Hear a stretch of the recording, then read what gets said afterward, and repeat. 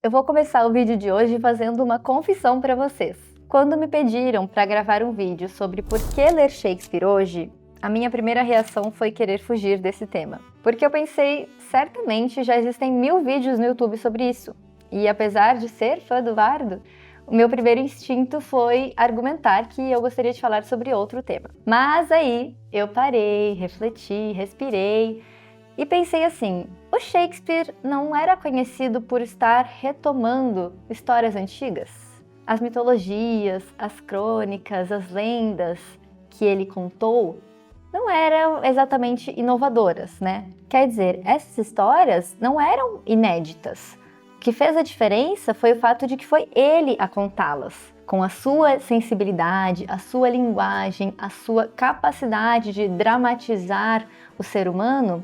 Ele transformou enredos conhecidos em algo extremamente original. E foi assim que aquelas tramas, de repente, deixaram de ser histórias recontadas e passaram a ressoar no coração de quem assistia às peças. A gente já até tem um vídeo aqui no canal sobre essas histórias que foram recontadas, o famoso nada se cria e tudo se copia, onde a gente explora essa questão do Shakespeare ter reinventado algumas narrativas, e eu vou deixar aqui nos cards porque vale muito a pena você assistir. E aí, com tudo isso em mente, eu pensei, talvez seja exatamente por isso que vale a pena falar mais uma vez sobre Shakespeare, porque assim como as peças dele, a cada nova leitura, a cada nova conversa, a gente pode entender de um jeito um pouco diferente. Então sim, esse é mais um vídeo sobre o porquê Shakespeare ainda importa. Mas também é uma oportunidade para compartilhar com você os motivos pelos quais eu, Julie, aqui em 2025,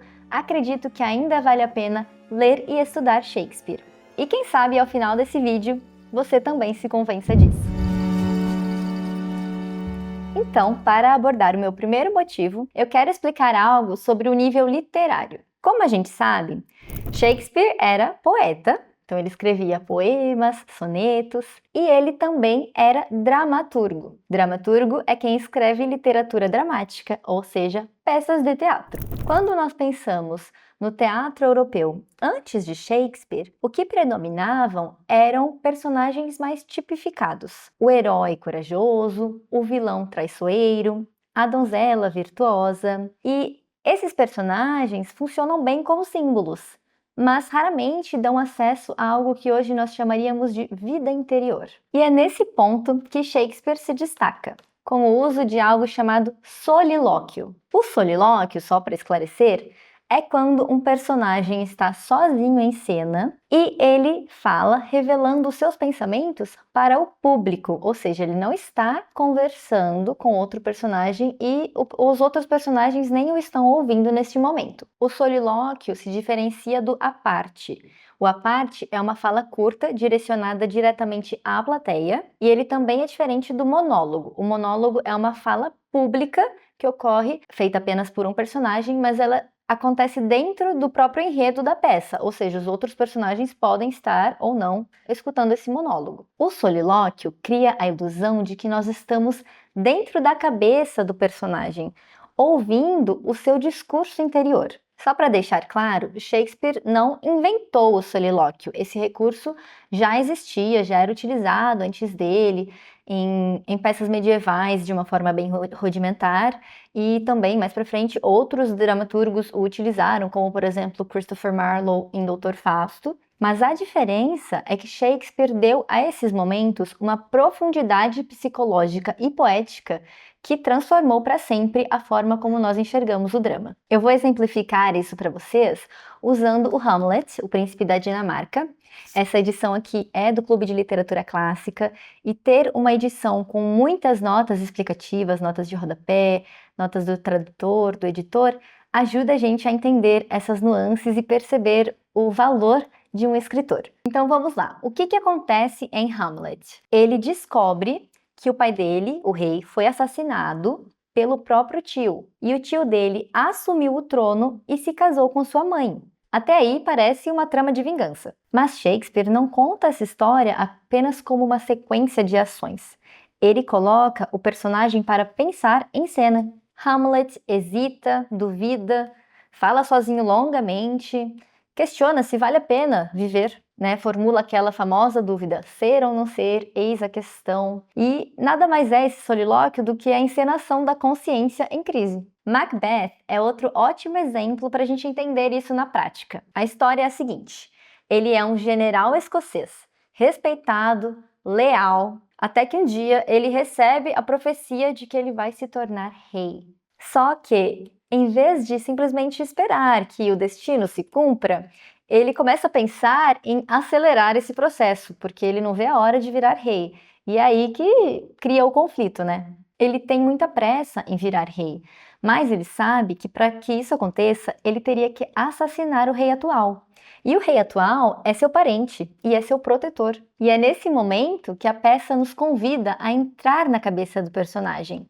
O público ou o leitor observa Macbeth falando sozinho em solilóquios, onde ele pesa os prós e os contras de cometer esse assassinato. Ele imagina as consequências, ele chega a ver um punhal no ar, né, prestes a cometer o assassinato, como se fosse uma visão. Ele não é um vilão unidimensional que age sem pensar por maldade. Nós conseguimos observá-lo debatendo consigo mesmo, oscilando, pensando se essa ambição toda valeria a pena da culpa que ele sentiria depois do ato. E é assim que nós sentimos que realmente estamos dentro da mente do personagem. E aí nós temos Iago na tragédia Otelo. Ele é um personagem muito interessante porque ele fala em 2 registros diferentes. Quando ele está com os outros personagens, ele finge lealdade e fala uma coisa.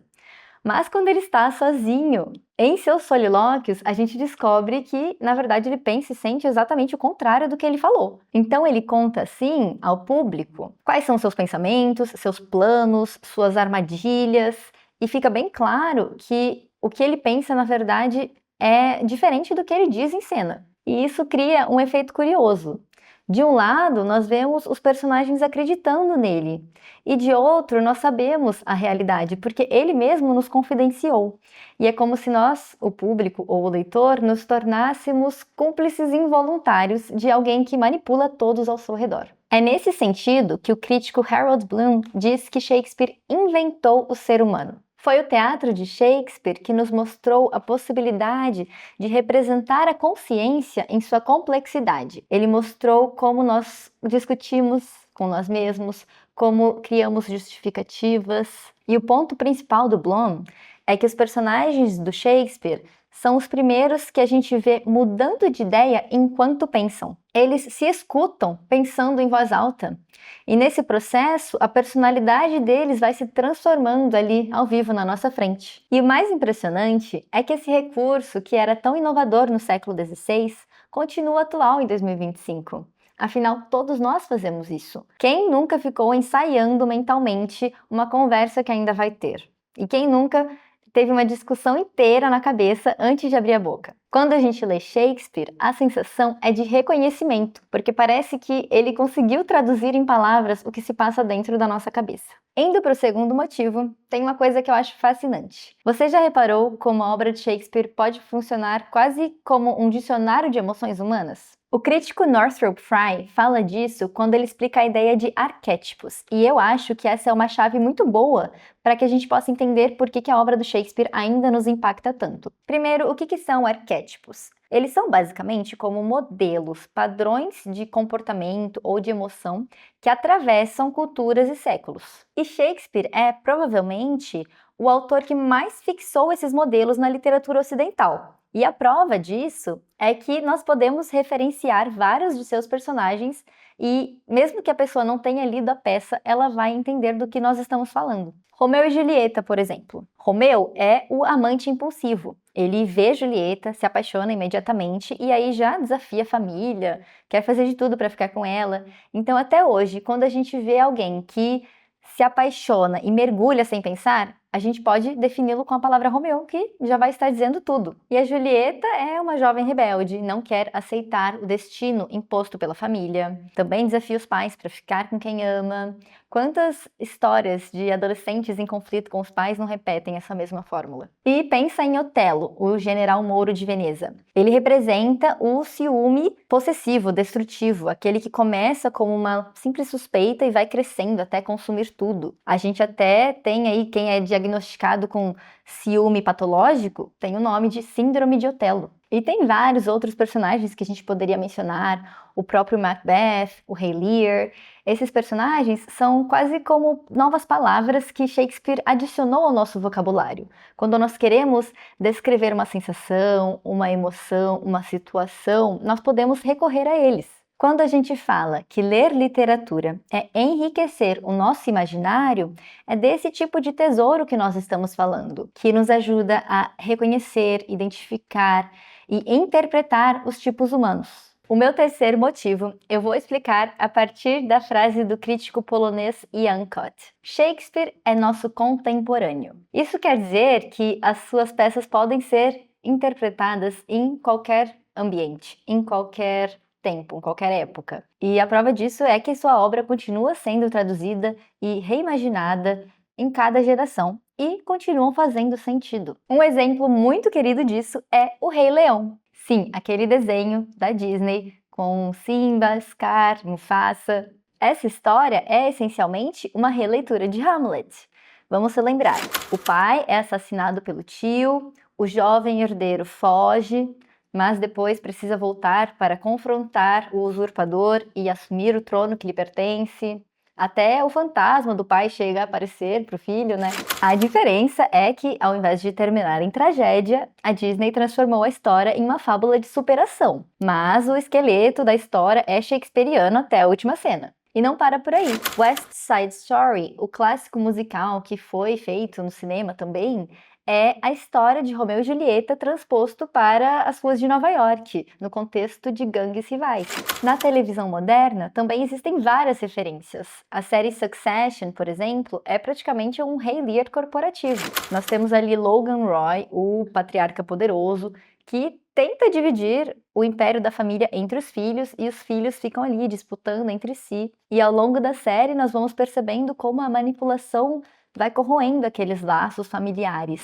Quem já assistiu essa série sabe que cada jantar é uma cena shakespeariana, e veio daí mesmo. E eu vou te contar, Game of Thrones também deve muito a Shakespeare. As intrigas entre casas, disputas sangrentas pelo trono, os personagens que o tempo todo estão divididos entre honra e traição.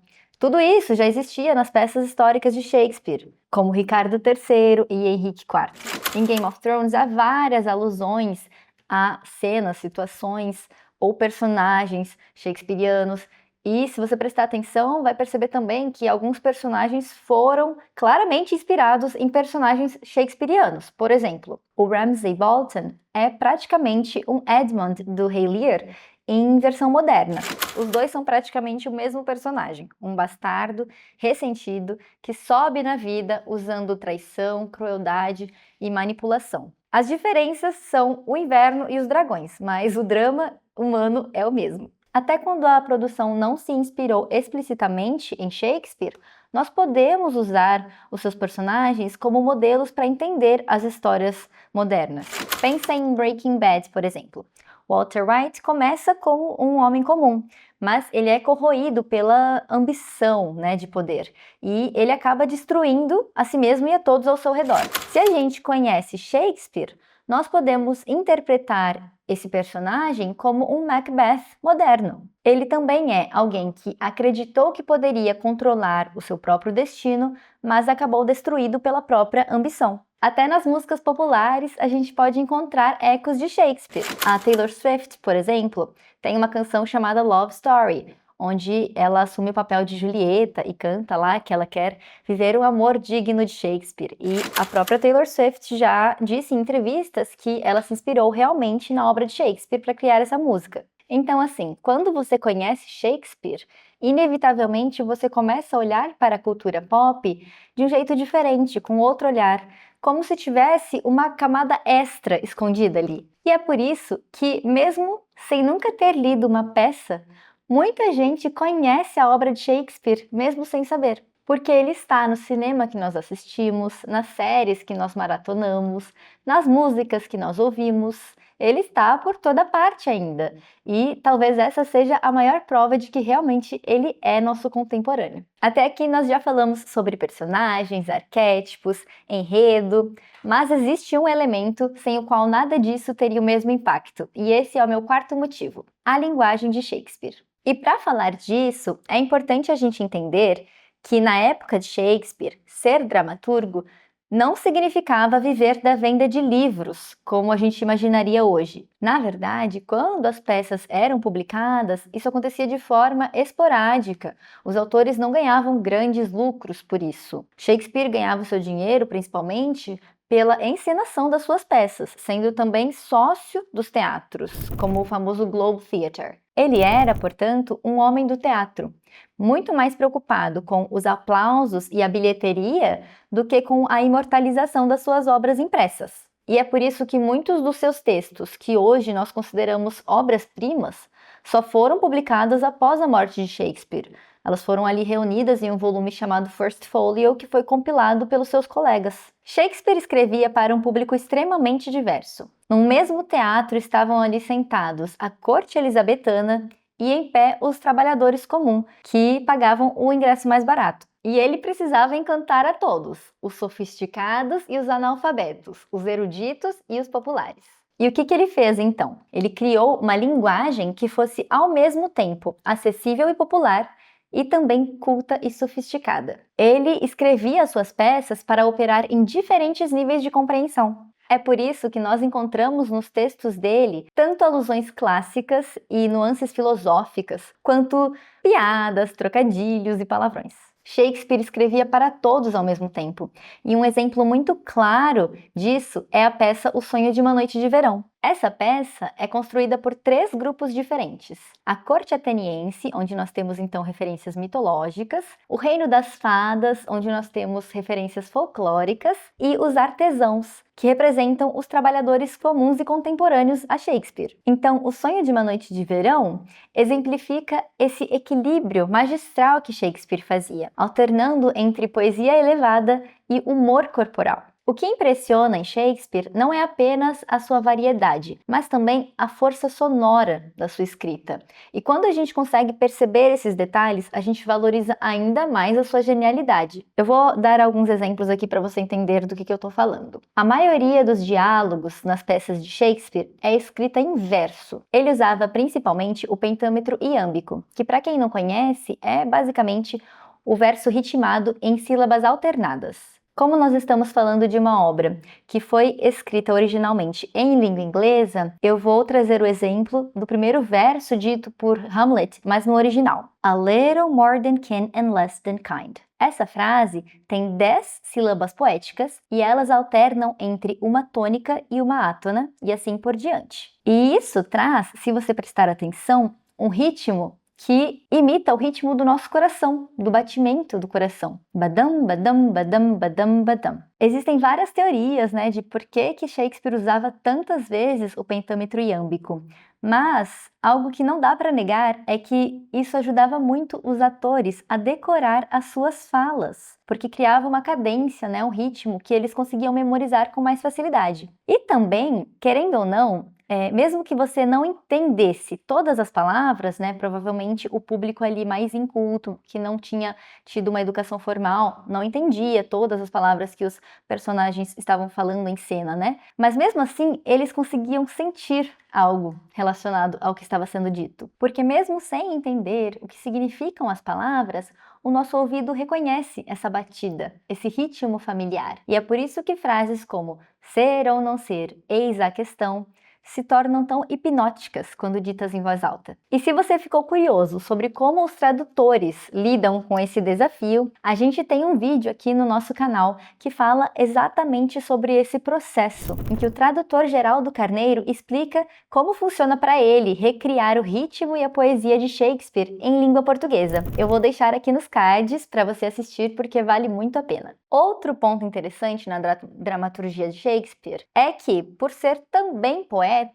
ele alternava entre prosa e verso em suas peças. Por que dele fazer isso dependia de vários motivos, mas um dos motivos para ele decidir escolher a prosa ou o verso era o status social do personagem que estava falando. Então, geralmente, os nobres falam em verso e os plebeus falam em prosa. Mas outras vezes ele também usa esse contraste entre prosa e verso para outros fins, por exemplo, para demonstrar o estado emocional dos personagens. E isso fica bem claro em Hamlet, porque, por exemplo, quando Hamlet está lá no seu solilóquio, ser ou não ser, eis a questão, ele está proclamando em verso. E isso demonstra a natureza filosófica daquela situação e também o seu status de nobreza. Mas logo depois, quando Hamlet está conversando com os outros personagens e fingindo ser louco, ele fala em prosa. E além do ritmo, nós temos também as imagens. Shakespeare adorava figuras de linguagem que condensavam ideias imensas em imagens memoráveis. A gente também já tem um vídeo aqui no canal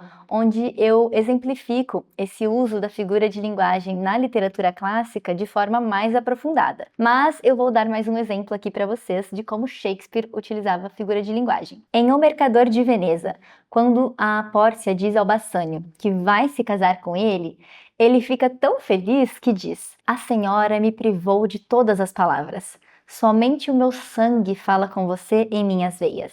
Aqui, ele não quer dizer literalmente que o sangue dele está conversando. Isso é uma figura de linguagem chamada metonímia. A metonímia acontece quando a gente usa uma parte, um efeito ou algo associado para representar um todo. Nesse caso, o Bassanio usa meu sangue para representar a sua emoção que está transbordando naquele momento. É como se ele dissesse: "Eu não consigo falar, mas o meu corpo inteiro está respondendo por mim." Outro fato interessante é que muitas dessas palavras ou frases popularizadas ou criadas por Shakespeare escaparam das peças e entraram no nosso vocabulário cotidiano. Aqui no Brasil, provavelmente menos, mas também existem algumas imagens e palavras que a gente usa, expressões, no dia a dia. Por exemplo, quebrar o gelo, ou frases de efeito que a gente já ouviu, por exemplo, "o mundo inteiro é um palco e todas as mulheres e homens são apenas atores." E ainda existem muitas outras, Shakespeare virou praticamente um fornecedor de expressões que atravessaram os séculos, fora o impacto que ele teve na língua inglesa em si, inventando estimativa aí de mais de 1.700 palavras. Shakespeare não continua sendo lido e encenado depois de 400 séculos porque ele escrevia bem ou porque as suas peças faziam muito sucesso na sua época. A gente continua achando que Shakespeare importa até hoje porque ele fala das coisas que fazem sentido pra gente até hoje, dos nossos sentimentos, das nossas emoções, dos conflitos, dos dilemas que a gente passa até hoje. Ele fala sobre o que é ser humano. Mas agora eu quero ouvir de você. Algumas pessoas dizem que Shakespeare está ultrapassado, tecem críticas a ele, e outras pessoas juram que ele nunca foi tão atual. Qual é a sua opinião? Escreve aí nos comentários que eu vou adorar ler. Muito obrigada, boa leitura e até o próximo vídeo.